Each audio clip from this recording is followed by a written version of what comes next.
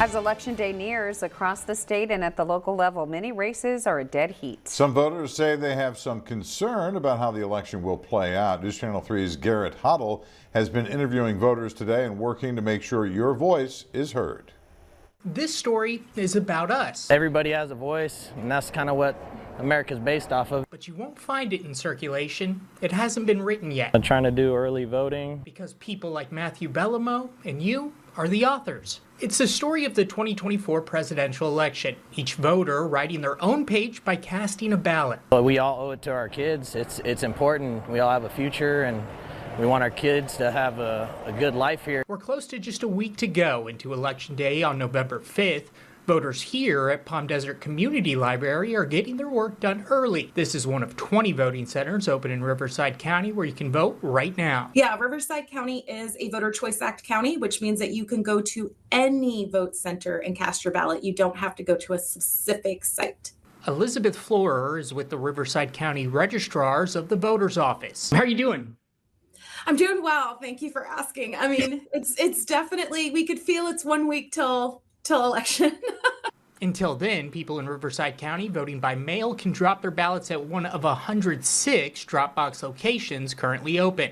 The only thing that's of importance is to make sure that your ballot has been stamped by November 5th on Election Day and received in our office no later than November 12th in order to be counted. Or vote in person at one of the 20 in-person voting centers open. More are scheduled to open November 5th. 130 more starting this Saturday on November 2nd for a total of 150 vote center locations all throughout Riverside County. County election officials stress by mail or in-person voting are reliable, but for some early voters, they just went and voted live.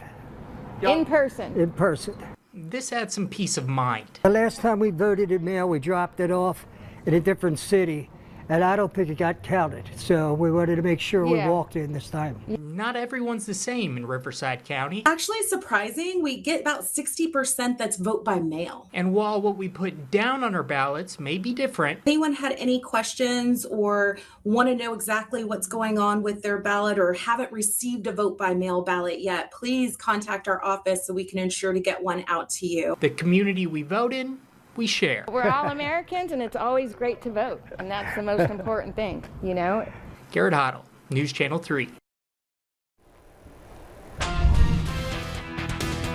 New at 6, Riverside County now set to be monitored on November 5th by the U.S. Attorney's Office. A newly appointed district election officer will be responsible for overseeing the district's handling of Election Day issues, including complaints, concerns, threats, and fraud.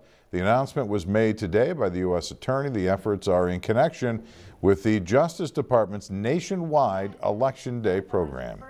And News Channel 3 is your election headquarters. You can stay up to date on all the latest and keep yourself informed with our 2024 voter guide. You can just scan that QR code on your screen or go to our website and search Voter Guide to see all of our online resources.